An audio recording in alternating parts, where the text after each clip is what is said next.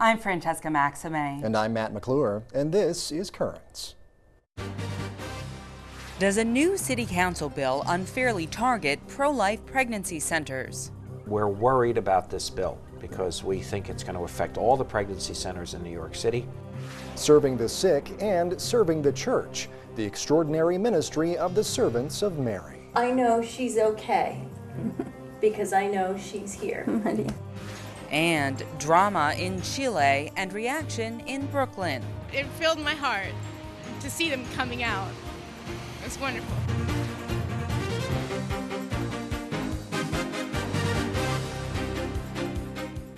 Well, good evening, and thank you so much for joining us tonight. In the middle of Respect Life Month, a proposal by the New York City Council, well, it's causing alarm among pro-life groups. The council is considering regulations that would require crisis pregnancy centers to advertise their pro-life position. One of those protesting this proposal is Chris Slattery. He's the director of Expectant Mother Care, or EMC, Frontline Pregnancy Centers. He told the New York Times he was outraged by the move, and earlier today he sat down with me to discuss that and more. Chris Slattery, thank you so much for being here. We appreciate your time. Thank you. Just so we're clear as we start off here, this bill that's been introduced before the New York City Council would do a few things. It would require crisis pregnancy centers such as EMC to say up front that they don't provide abortion. They would also require them to say that there's, if it's not the case, that there's not someone who's a licensed medical professional on staff and other things. Does that about encompass sort of the main points of this, or is there more that we kind of need to know about? There's also restriction on our advertising, websites, and we're not sure if it's going to extend into speech, actual requirements that we have to affirmatively state things. That's to be seen in the coming hearings. Sure. But we're worried about this bill because we think it's going to affect all the pregnancy centers in New York City. And, you know, did you have any particular concern yourself? What was it that alarmed you the most from seeing it? Well, I mean, it seems let's do it this way. The other side would say that they're just asking for kind of truth in advertising. They want people to know up front before they walk in the door exactly what they're getting themselves into, kind of thing. Your group, EMC, has called this an assault on crisis pregnancy centers in the city. Why is that? Well, I do believe it's an overbroad restriction of our speech. It's unconstitutional. It targets a viewpoint. It goes after just one side of the debate. In other words, we don't expect Planned Parenthood to put up signs stating that they are of the belief that life does not believe a conception, that children are only human after birth. Right. We don't expect them to put out their ideology on their sleeve and in their advertising and on their walls. They have the right to say who they are and market themselves to the public as they are. But we're the only side that's being asked to disclaim ourselves.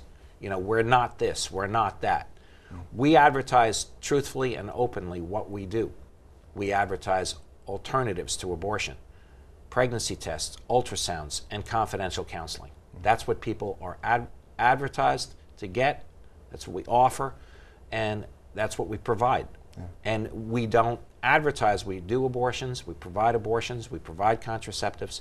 So why should we be labeled as to what we don't do? Right. Can you think of any business in America that has to label on their door, on their ads, on their websites, what they don't do? We also don't sell coffee. We don't do windows. Right. Do we have to list that too? Well, that's a good, and we were bringing that up just kind of before we went on the air here as we were chatting, just that a lot of businesses, that is not the case. Some bars and establishments like that, I believe, have been required in the past to kind of do that, but that's really been kind of it, you know, to required signage saying we allow this or we don't allow this, or we do provide these services or we don't. There was also, you brought up contraceptives, there was some concern in the press release by the City Council that their communications office put out that, you know, that there are FDA-approved contraceptions that are not provided by EMC and other crisis pregnancy centers that people might be able to find elsewhere. And that was also part of the concern, that maybe people weren't just aware that, in their view, the full range of pregnancy services wasn't available. So again, it goes back to truth in advertising. As far as that concept goes, what do you see the point that they're trying to make here? I mean, do you see that it's just unfair and just one-sided, as you say? Matt, I see this as a first step, and I use that phrase in quotes because that's exactly what Kelly Conlon, the founder of NARAL, said at the press conference. This is just the first step.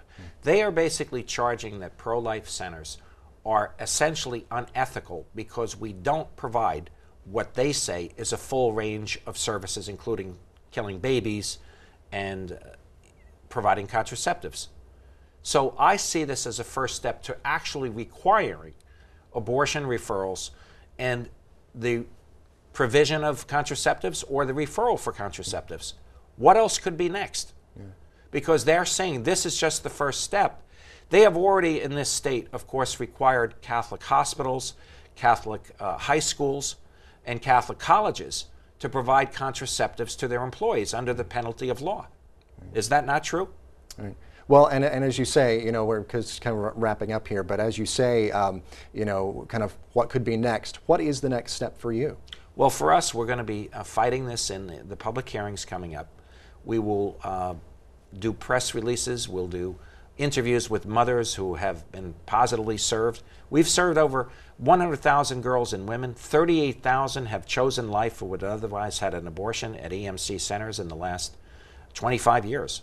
We continue to do our outreach at the abortion clinics outside on Roosevelt Avenue in Queens, along Abortion Row, and in the South Bronx. And we'll keep fighting for life. They're not going to stop us.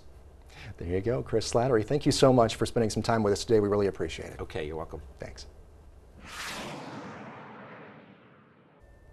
We reached out to several pro-choice groups as well, including Planned Parenthood and the National Abortion Rights Action League, or NARAL, plus the sponsors of this proposal on the City Council. Now, all of those were either unavailable or declined our invitation to talk about the issue. Certainly a hot topic, though. Well, stay with us. We have more current straight ahead. When we come back, we'll have the day's headlines, including the latest from that dramatic rescue in Chile.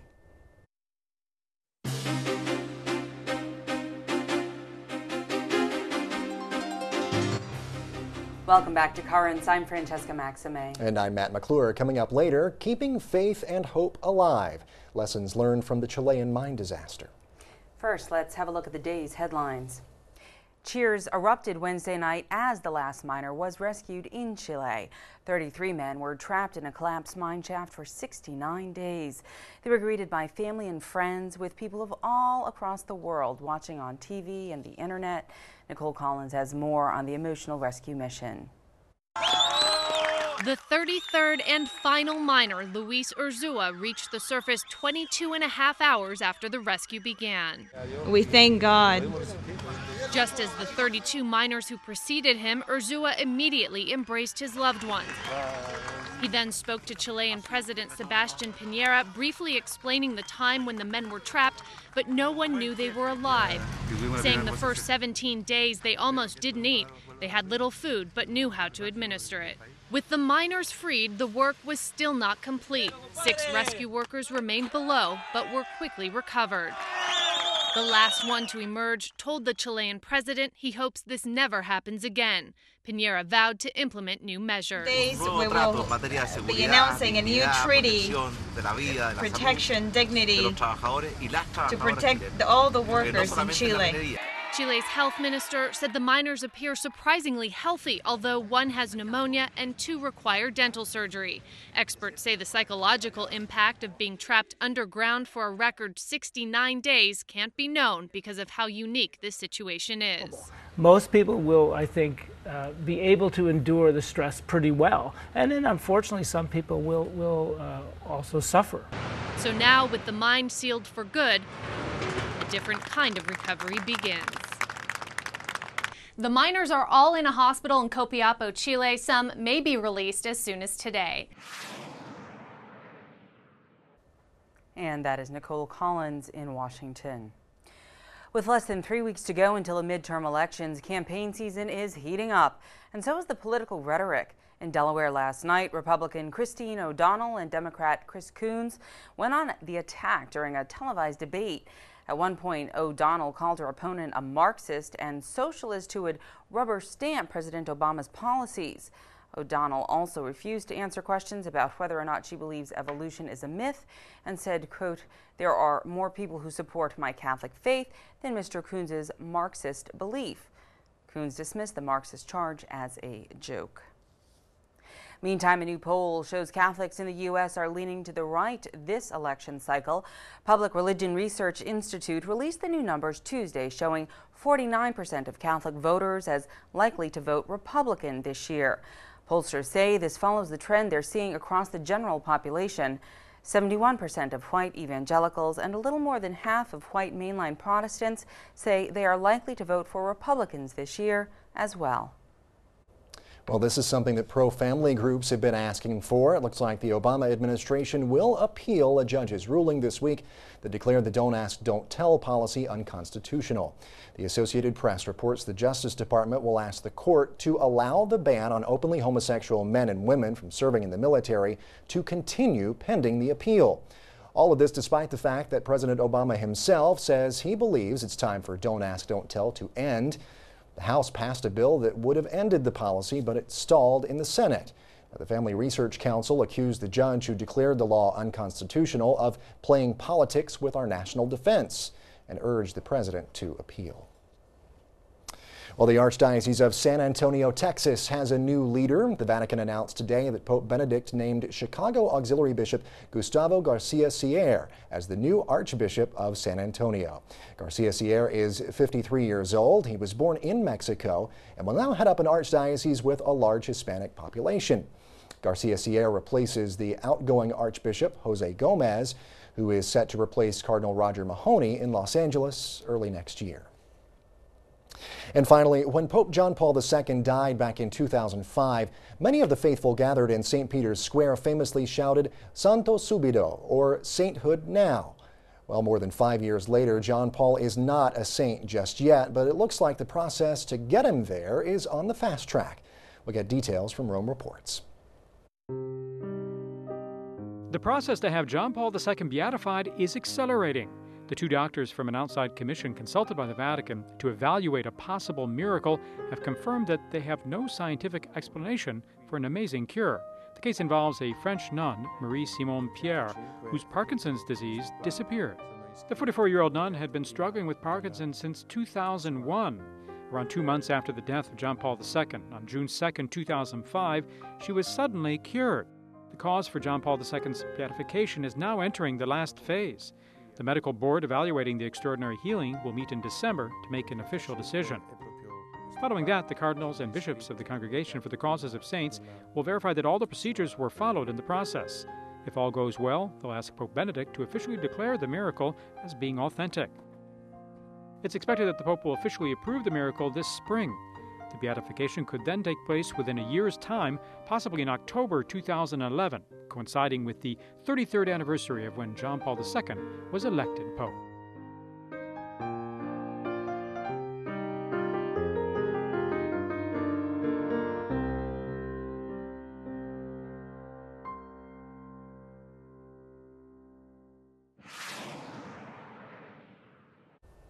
And speaking of the path to sainthood, Pope Benedict will canonize 6 people this coming Sunday at the Vatican.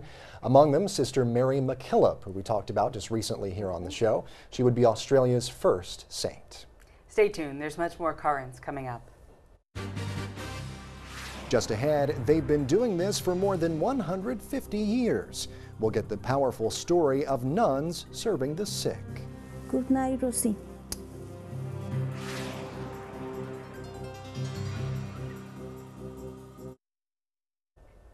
Welcome back. Well, Hispanic Heritage Month concludes tomorrow, but tonight we're going to bring you a powerful look at one part of that heritage that is changing lives all around the world. It's a religious order called Siervas de Maria, or Sister Servants of Mary, and they have a special ministry to the sick. The order began in Madrid back in 1851. Today it includes some 2,000 sisters in 128 convents around the world, including right here in our own backyard in the Bronx. As you're about to see, the sisters work primarily at night, offering both healing and help. The sisters have been here in the Bronx for about 80 years. Since the very beginning, when our mother foundress felt the need of sisters to go out to the patient's home, she used to say, always that the patient was Christ that we were attending to. So when we are there and we see the pain and suffering of the patients and the families, because that's a family too, we come home and we bring, all those suffering to our prayer life. And I think we feel strengthened by that, and the families feel the prayers too. When the sisters are ready to go out, they gather in the chapel. We say a prayer to our Blessed Mother and entrust ourselves and our patients and the family to her protection. Then we are ready to go out and we pray with the family at the door, another Hail Mary, and then they go out. Our ministry is just so beautiful that the experiences that we have on those nights of pain and suffering is very enriching. Rosie, I will give you your medicine, okay? She's very happy when you are here. I can see in her face. She loves you very much. Each time I mention Christine, oh, her eyes. She's 96. And she was just so independent, operating fully functioning. But she had the stroke. And this was really just going from maximum to zero. She always said to me in Italian, atrasati mor, which means like suddenly I'll die. She would always tell me that, and I would say, oh, stop, but I always thought that that's how she would go. God blessed her with such a long life. Why make her suffer like this now? She was such a strong person before that she's showing us through her suffering how to be strong. You want to find a reason for things. I told her, Mary, don't look at it as a punishment. It's not a punishment. It's a way to share in the Lord's suffering. It's a privilege. You can't understand it with human eyes, but only with eyes of faith. When the sister is here, I can go upstairs and I go to sleep and I have some peace of mind because I know somebody that I trust is taking care of my mother. And the family I know on Mondays, Wednesdays, and Fridays, I know she's okay because I know she's here. It's that powerful. My grandmother is a very faith-filled woman, and so I know she hears the prayers. She might not be able to say them, but she's saying them inside. She has to communicate in a different way now. She is praying, and Sister is able to put it into, vocalize it for her. But I have no doubt in my mind that she is very, very happy that the sisters are here. Not a doubt in my mind. Yeah. Good night, Rosie. Our mother foundress taught us that we shouldn't have any disconnection between our prayer life and our ministry. So we come home and we bring everything with us and we pray. We just feel that it's important as a part of our ministry. What a beautiful ministry. Absolutely, and I can't help but think of my grandmother when I see that, because I was younger and my grandmother was in her 80s and she developed Alzheimer's and she went through a traumatic experience. Her sister died and she was very much the same, not so much physically active, but she was very sharp as a tack, as they would say, had a mind that was just amazing. And then you see it start to go, and to have people like the servants of Mary there just would have been just such an amazing blessing. As I'm sure, the granddaughter of the woman said, I know that my mother's okay and that my grandmother's going to be okay, but I know that my mother's okay because the sisters are here. taking care of my grandmother. And that's just amazing, just to provide that comfort and give the medicine and the food, and that's such a wonderful service that they provide. It's a gift, and you can really feel, it's palpable, the love and the sincerity and the caring that they're giving. It's entirely authentic, and you know, you can see things beyond them working through them in order to minister to, in this case, that grandmother there who they obviously love so very much. And would that everyone were as lucky to have them at their bedside. Absolutely. That's the living out the golden rule right there. Right. Stay with us. We'll be right back. When we return, the rescue in Chile hits close to home. They had hope. I mean, that's the most important. It's God or their kids or their family. They had hope that they would survive.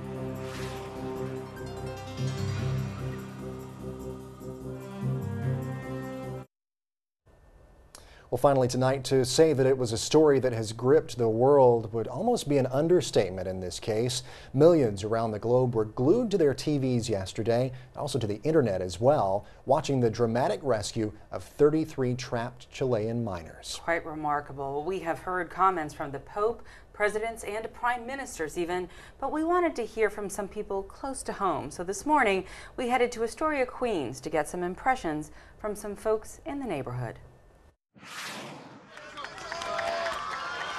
I'm very happy to see them getting out. I can't imagine what it would have been like now, to be honest with you. I was very encouraged and inspired, and at the same time kind of angered by lack of security in those mines. It filled my heart to see them coming out. It was wonderful. I was very, very emotional that they were underground for so long that they were able to, surface again without any harm. I thought that was great. Yeah, of course, it's causing a worldwide sensation. So I'm happy for them because they're back in life. So I have to appreciate what God does for them. It was pretty exciting and great to see people hugging and all loved ones waiting for people. Not feel emotion with that, I think would be, you'd have to be steel. What it did was it kind of bonded the whole world together, and one idea that human life is worthwhile, and it's something that requires respect. The efforts of so many people to help so many people in danger was pretty exciting stuff for people to watch, and everyone's at the edge of their seat waiting to see what's going to happen. I guess it's good to see some good news in the news for once. We see enough of the bad stuff, so it's been a good story. In a normal situation, you would think that they won't survive, but they showed hope, so I think that's why people will drawn to it. I can't think of a better word, but it's always a little sexy. It's oh, it's interesting news. But simultaneously, I also think people genuinely care. I think that we have so many opportunities where these things don't turn out well and that we have to lose hope, and it was an opportunity not to. You have to hold on to whatever you have, whatever your faith is, and whatever hope you have, and your friends and family and faith to keep you going. If we don't have that belief, and that faith, and that hope, I think that we will find ourselves in a diminishing time. I couldn't imagine being stuck half a mile underground and not having the belief, It sort of brings hope in people that keeps them going, that there is something there that will, have them keep them going on and on, You have to have some kind of faith being down there. You don't know what's going to happen. Whether you believe in God or not is still a miracle. And I think you can still have hope, whether you're religious or even if you're just spiritual or even if you're just a human being, you can still have hope.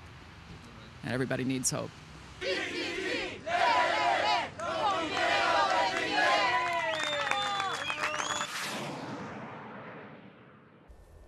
So remarkable. Occasionally on our shows we do a bit of a theme. Sometimes we have sort of a sports theme or something. We don't really have a particular theme tonight, but what I'm feeling from all the stories that we've had tonight is that it's really about gratitude and being grateful for all of the things that we have, and including that opportunity there to have them be rescued and how it did bond everyone together in a way that is about hope and faith, but also really teaches us to be grateful for all of the wonderful things that we do have and are blessed with, including each other, as they had one another when they were down there for those 70 days. Right, and you saw the one guy there mentioned, what the stuff that usually makes the headlines, it's kind of, sex sells kind of thing, and it's, he's used that sort of term. But this is something where I think it kind of transcends all of that. Yeah, it's a great story, but it's a great story for a reason, because it's a story that provides hope to so many people. And I really do think that a lot of people around the world genuinely do care about these miners and their families, and it's just been an outpouring of that. And it's provided a lot of people, I think, with a lot of hope in a time where, you know, there really isn't a whole lot. I hear you. Well, that is it for tonight's show. Now, coming up tomorrow, if you want to know how to build a dysfunctional man, you could just look at me. Who doesn't? No, we'll actually meet a filmmaker who is exploring that and offering lessons in how to fix him. That will be pretty good, actually. It's a provocative look at manhood in our culture today. Or the lack thereof. I've met a few of those There you go. dysfunctional ones. Yeah. There you go. Anyway, moving right along. Meantime, remember, we are always online at currentsny.net, and you can follow us on Facebook and on Twitter. Until next time, I'm Francesca Maxime. And I'm not really dysfunctional, but... I didn't say you were. I know, I did, but anyway, I'm not. I'm Matt McClure. Thanks for joining us. Have a great night. They're all out there. Right?